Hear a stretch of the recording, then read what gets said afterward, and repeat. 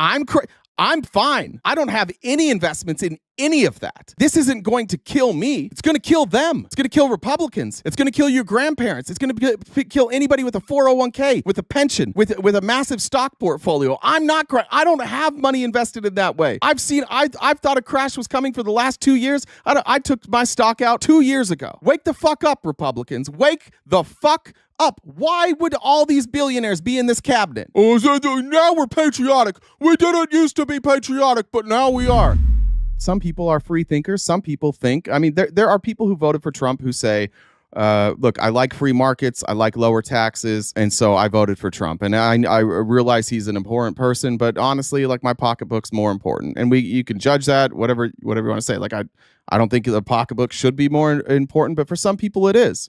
And those people aren't in a cult, and those people will also realize very quickly that this idea of lower taxes and deregulation is not going to be beneficial to them. It simply is not. We are on the verge of a massive collapse. I've never been more sure of it than I am now. And I want to show you why. And that's why I brought this up, because I think a time is coming very quickly when many people will be faced with economic destruction that they cannot explain. I came across this person about 20 minutes before the live started. This is Tiffany Cianci, the Vino Mom. I came across this video while I was making my coffee. And I've had a hard time, frankly, connecting all of the dots. We've talked before, like, venture capital, specifically tech venture capital, is structured exactly the same way as a Ponzi scheme, right?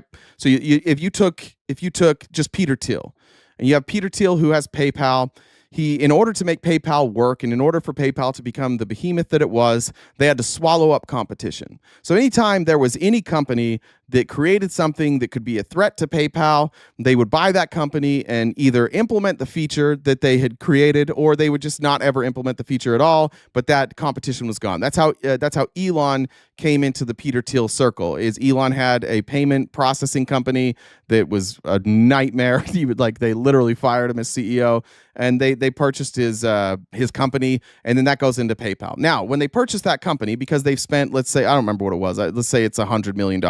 Now, PayPal has $100 million of debt on the books, right? And that's how a lot of these companies aren't profitable. But because they acquired this new company, people that are purchasing stocks go, oh, doing big things. Here comes the monopoly. So they invest, and the stock price goes up. And then PayPal does it again, and they buy all these companies, and these companies that are built, they wind up with these massive exits at 100 million, 200 million, 300 million, 400 million. And PayPal has to figure out a way to pay for that. They're not making enough revenue at the time to pay for that. And so you see the valuation just skyrocket. And so they're not buying out people with cash most of the time. They're buying out with stock options or loans or investors. And then those investors need a return.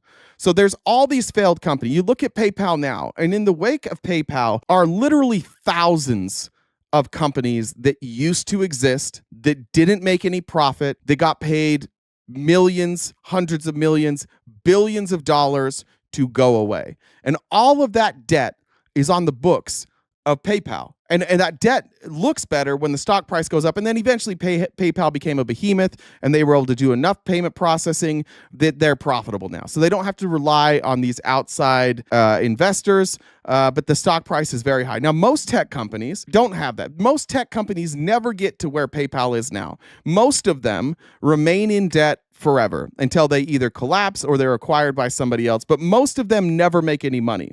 But their valuations, these multi-billion dollar valuations, aren't because, oh, you're going to get this return. It's because of all the money that they've had to spend to get to the place where they are now. And that's how these valuations work. It absolutely operates in the exact same manner as a Ponzi scheme. And our economy is built on the stock market. Not entirely, but it's a significant part of our economy. And it is built on the stock market. Now, there are some interesting things at play here. Number one, I think something like 60% of Americans don't own any stock. So if the stock market crashes, most Americans aren't going to get hammered in the same way that like somebody who owns it, like Elon's going to get hammered if the stock market crashes. And I've been trying to sort through this, like, where is my connection? And I always reference The Big Short. I think it's really important. I think it's one of the most important movies ever made. It tells the story of the 2008 financial crash in a way that is palatable. I've probably seen that movie 100 times. Every time I watch it, I'll pick up something new. But it's really, really well done in explaining how the relationship between housing, banks, and the stock market came together to create a massive collapse. And I have tried over and over to find a direct link, or not even a direct link, but a similarity in VC outside of the fact that it's bloated. And I'm shocked that I never found this before. She did. And so I want to show you this video. I have almost no doubt that a crash is coming. And I have almost no doubt because it is playing out exactly like the 2008 financial collapse. And I'll have her explain. Off by researching Hooters getting bankrupted by private equity and ended up uncovering the next 2008 level economic collapse. And they're hiding the bubble inside a private equity black box that makes it almost impossible to see what they're doing. Almost. This time, they're not going to collapse the banks and make it too big to fail. They're going to bankrupt the entire American pension system. I'm almost too afraid to make this video, but it has to be done, so let's get into it. In 2008, investors and bankers were able to crash the world's economy by engaging in risky, unethical bets and investments, and they did it right out in the open. They've learned, and this time they're doing it again. Bigger investments, bigger risks, same playbook, but they're... Now, just to explain what she's talking about, what happened in 2008 is they took mortgages, and mortgages, everybody had a mortgage. They were considered a safe investment, and people used to be able to invest in mortgage bonds. And I think in like the 80s, it might have been the 80s, maybe early 90s, what bankers decided to do is they decided to make these mortgage bonds more appealing with higher returns. So they took like riskier mortgages and they packaged them in with like AAA rated mortgages, people with high credit scores, great payment history, proof of income, and they packaged them all together and they started selling them on the markets. They were called a collateralized debt obligation, or a CDO. And that tied the entire the entire housing market together. And then on top of that, they started making things called synthetic CDOs, where you had a CDO, a collateralized debt obligation, that you could invest in. And remember, the stock market is basically bets. So you're betting that this thing that you buy is going to go up. You could also bet that that thing would go down. But because it was so understood by all economists that the housing market would never crash, if you bet against the housing market, like, you couldn't even do it, actually. Like, you literally could not create you couldn't bet against the housing market. The people that made money in 2008 created new investments where they would short the CDOs. And because they wanted to short CDOs and nobody had ever done it before, banks were willing to give payoffs like 100 to 1.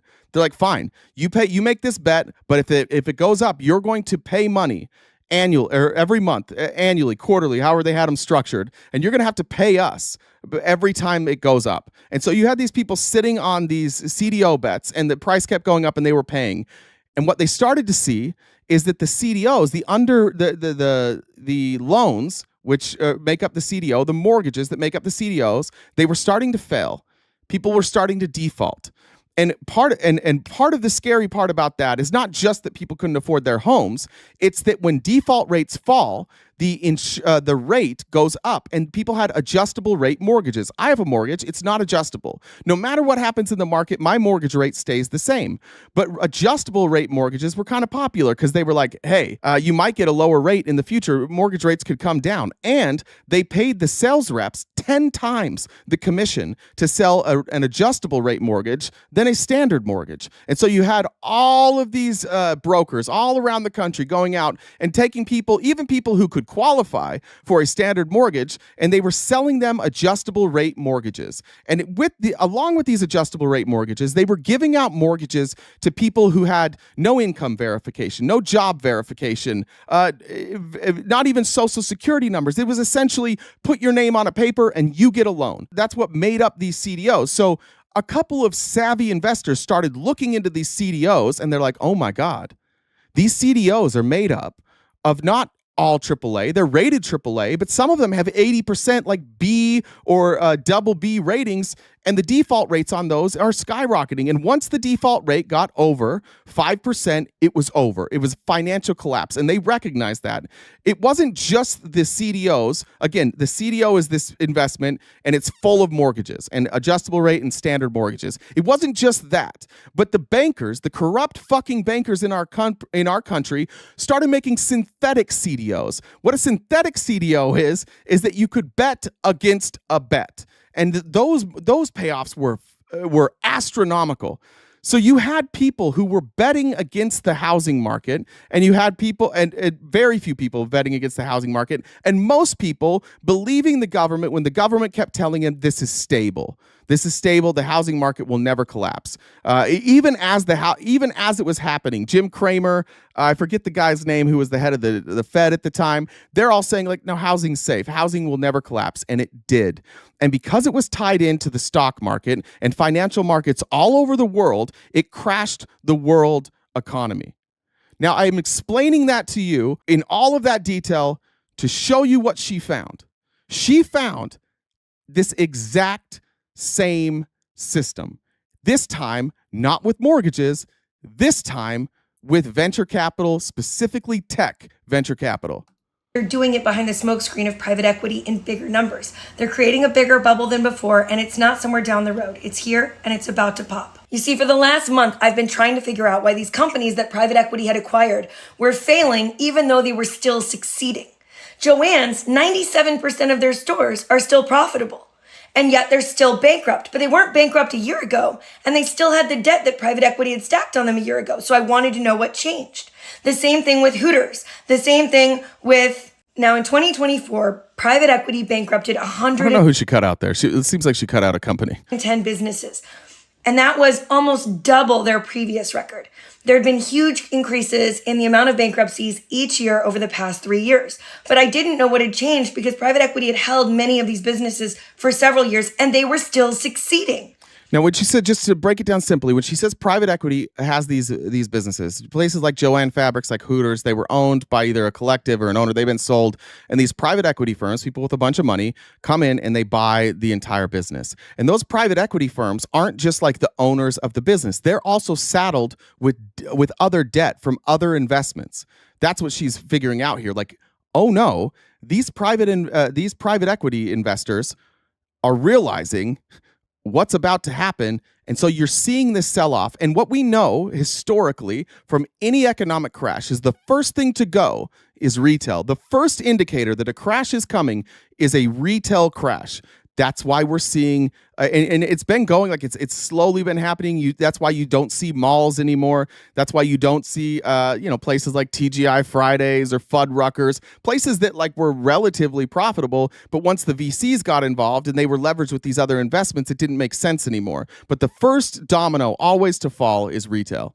Until I got my hands on an economic report and an article and found a term that nobody could explain to me. The term was back floating rate loans. I didn't know what that meant, and no article would explain it to me neither. So I had to go and do research in the financial prospectuses of a bunch of financial investment firms. Guys, in the last few years, private equity has taken out $3.8 trillion in adjustable rate loans. There we go. Private equity has been propped up because it's riskier than they make it seem in adjustable rate loans. Not adjustable rate mortgages, but what's an adjustable rate mortgage? It's an adjustable rate loan. So now our nation's economy and the massive expanse of private equity has trillions of dollars in adjustable rate loans that are outstanding. These are adjustable rate loans. These private equity firms took out adjustable rate loans. And so for the last 3 years, as our interest rates have gone up, every 30 to 60 days, the money due on the loans they stacked on top of these companies has gone up every 30 to 60 days. That's why these successful companies that private equity had acquired are suddenly bankrupt, even though they're still making money. They're bankrupt because they're paying adjustable rate loans. I don't know. I don't know why these fucking idiots in the chat are saying I'm crying. This is venture cap. This is Elon Musk. This is Peter Thiel. This is Scott Bessent. This is Mark Andreessen. Why the fuck do you think all these billionaires are suddenly so involved in politics? Because they're crying to the federal government to bail them out of these adjustable rate loans, just like the banks did in 2008. I'm fine. I don't have any investments in any of that. This isn't going to kill me. It's going to kill them. It's going to kill Republicans. It's going to kill your grandparents. It's going to kill anybody with a 401k, with a pension, with a massive stock portfolio. I don't have money invested in that way. I've thought a crash was coming for the last 2 years. I took my stock out 2 years ago. Wake the fuck up, Republicans. Wake the fuck up. Why would all these billionaires be in this cabinet? Oh, now we're patriotic. We didn't used to be patriotic, but now we are. No, they want a fucking bailout. That's why they're gutting the government right now, because they know a bailout is coming and the federal government needs to be gutted so there is some money left for them to bail them out.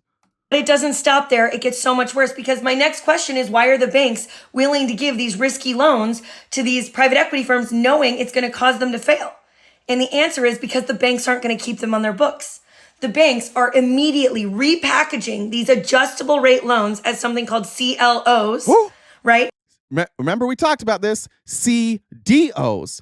The collapse of the housing market and the 2008 financial collapse was due to risky loans being put together in a CDO, a collateralized debt obligation. Now you have risky adjustable rate loans packaged together in a collateralized loan obligation, which is the same thing.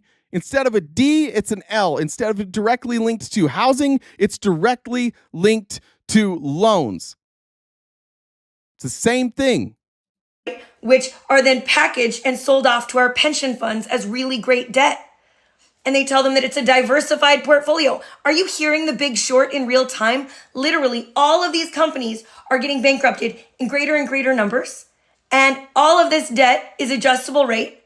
And all of the bankruptcies are skyrocketing in this direction. And if you look at this graph, you can see that aside from 2020, which is obviously an anomaly, right now, private equity, that's the yellow section, has double the highest number of bankruptcies they'd ever had prior to last year. And that number is climbing this year, $3.8 trillion. $3.8 trillion in this debt, okay? I want you to look back to 2008. Do you want to know how many risky adjustable rate mortgages there were? $1.1 trillion. A lot of people are panicking in the chat right now. Let me say this. Number one, don't take financial advice from me. As far as where to put your money. I'm not somebody who you should listen to on that. What I will say is that I would not have any money in VC. I would not put money anywhere. In fact, what I do know from every collapse in the history of the world is that liquidity is king during a crash. I also wouldn't listen to your financial advisors, though, because just like 2008, most people don't see this coming. Most people have no idea any of this stuff is coming, including financial advisors, because they are incentivized to keep you investing. So when you go to your financial advisor and you ask your financial advisor about the dip in the stock market, what are they going to say? Buy. You should buy more. Now's the time to buy, because the stock market always goes up. And that's true. It does always go up eventually. But if you can't withstand the money that you'll lose and wait for the economy to correct, then yeah, you're in trouble. I would just say that most of the smartest people from 2008, the one thing they all had in common was liquidity. Do you want to know how many subprime but not quite as bad loans there were? $1.3 trillion. That was just in housing. In the $3.8 trillion held by private equity, they own the largest shares of the home ownership market in the United States, but they also own the daycares. They own the veterinary clinics. They own the pet stores. They own the nursing homes. They own the emergency rooms. They own the doctor's offices, the orthodontists. They own the builders. They own the HVAC companies. Now, here's what she's explaining that we have talked about. And this is where I felt kind of stupid this morning, is if you followed me from the start over on TikTok and here, and I know I'm not alone in saying this because a lot of these ideas I took from other people. You look at like the consumption of private equity throughout the first Trump administration and previously too, but it really accelerated like 2019, 2020, and then COVID. And we talked repeatedly about this is what I just swear to God, I feel so stupid for this, because how many times have you heard me talk about the transfer of wealth and the housing market being bought up by these massive VCs? And the whole time my fear was they're going to own everything, and then everybody will be a renter. And I think that's their plan. I think that was their plan. What I didn't realize at the time is that I should have been looking at the loans. Now, I have friends in VC that are in like investment groups. Guys with a net worth somewhere between like 5 and 20 million. I know a handful of those people. And during COVID, they were going out and they were buying up dental practices. They were buying up assisted living facilities. They were going up and they were going out and they were purchasing apartment complexes. And what I'm realizing now is that they were doing all of this. They were making all of these purchases with adjustable rate loans. And now you look at who's in charge. You have Scott Bessent and you have Elon Musk that's in there, and you have all these billionaire advisors next to Trump. And what are they all saying right now? They're all saying a crash is coming. She's not even being alarmist. They're all saying it. Now they're softening it. They're like, there will be some pain. And if you go back and you watch, go watch The Big Short tonight. Go watch the people that they show from the media. Yeah, there's going to be like some short term, there's going to be a glitch. There's going to be some hiccups. Our markets might take a short term tumble, but we'll come back stronger than ever. They're all saying that. And the reason that they're saying that is because, God bless them, they've got a president who will bail them out. They've got a Republican Congress that will bail them out. And if we do want to get conspiratorial, which I'm just going to admit right now, this is a conspiracy theory, and I'm 100% okay being wrong on this part. But when you talk about the way that this Trump administration is accelerating and the cuts that they're making and the seemingly like daily moves that you're like, wait, what? And they're doing it at such a pace. I think they want to crash it before Democrats have an opportunity to get in the way. That's what I think. And not that I think Democrats understand this either, and they're going to get in the way and save the country.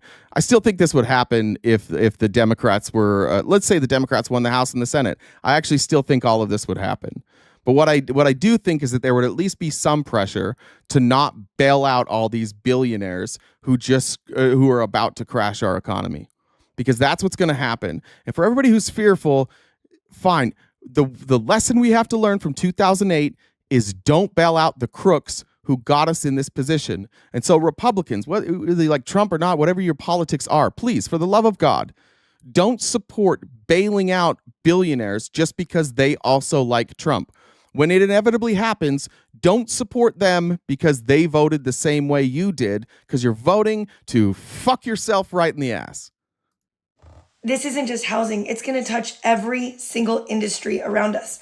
And that is why, if this were a free market and private equity had not exploitatively gotten involved, if we had a free market and we could see what they were doing, these companies would be succeeding. If this were actually a free market, these companies would be succeeding. Joann's has 97% of their stores profitable. That is an astronomical number. 97% of a retail store is profitable.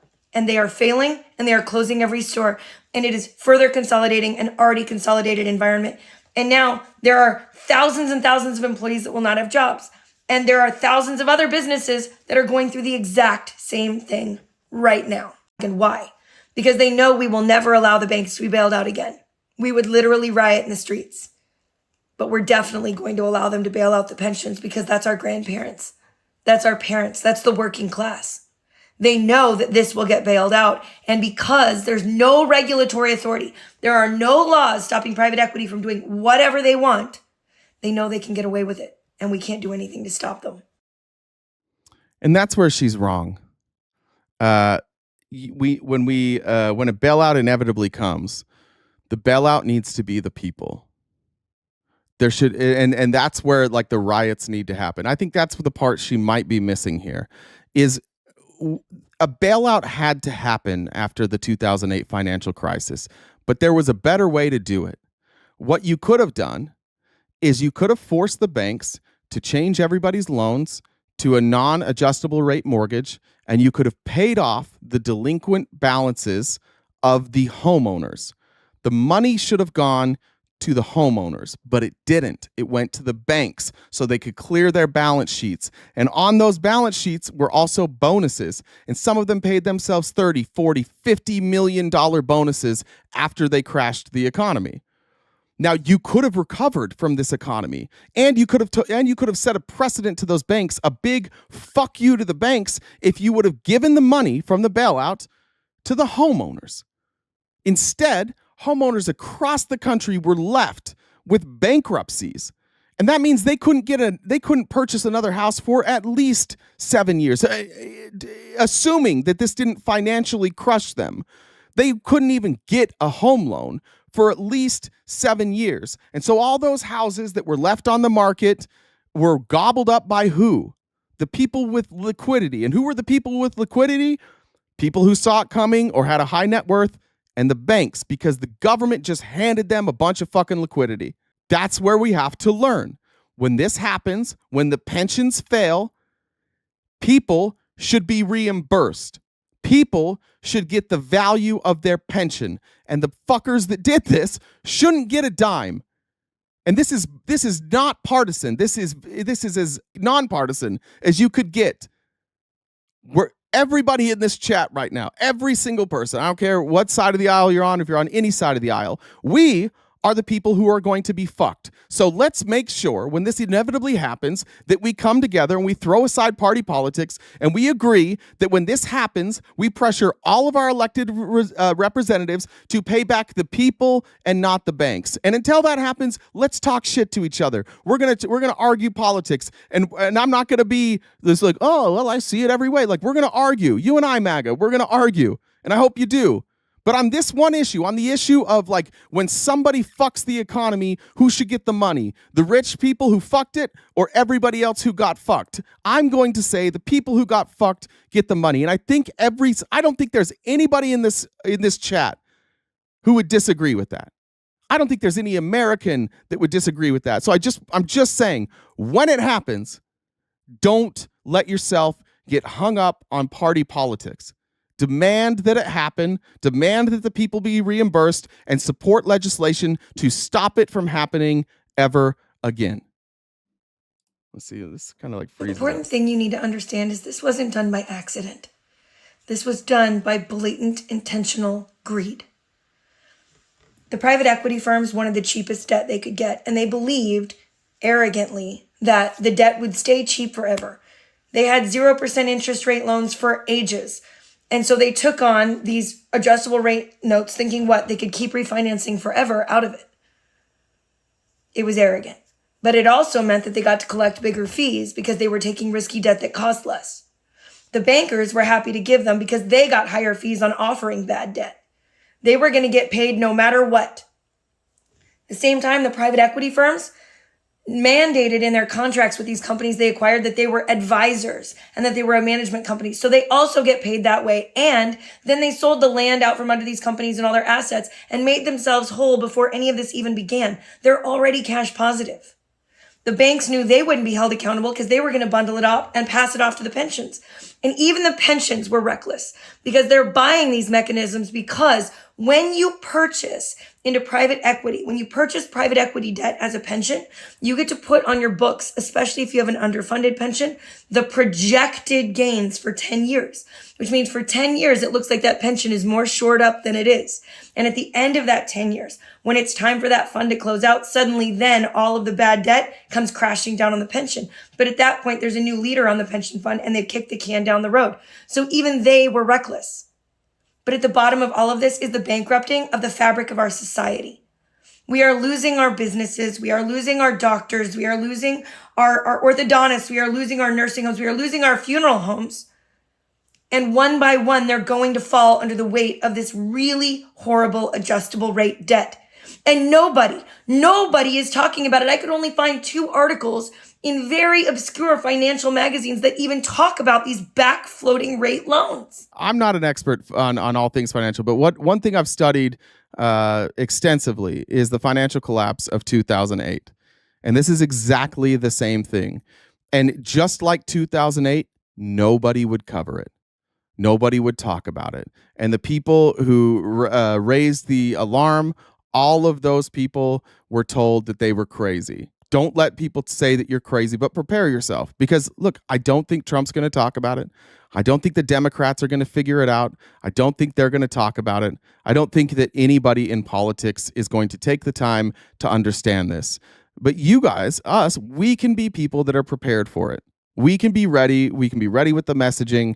Look, maybe some miracle will happen and suddenly everybody in America is going to wake the fuck up and realize that we sold our country a long time ago to a handful of oligarchs, and they have an extreme amount of leverage over our federal government, both on the Republican side and the Democrat side. But never before have the billionaire class had more power than they do now. You have a guy in Scott Bessent, who is the one that's out here running interference for this all day, telling you the economy's good, living in a $50 million mansion that is literally a replica of the Barbie dream home. I'm not joking about that. That's actually where he lives. Telling you everything's going to be just fine, and they're preparing themselves to get a handout from the government. It's also going to crash cryptocurrency, which is why they are pushing for the reserve, the crypto reserve, so that all their investments into cryptocurrency can be refunded by our federal government. And I'm just saying, don't let them do it. When it happens, all you in here that are laughing at us, cool, laugh all the way until it happens. But when it does happen, remember that we had this conversation. And don't be a cuck anymore. In that moment, it's time to end the cuckery.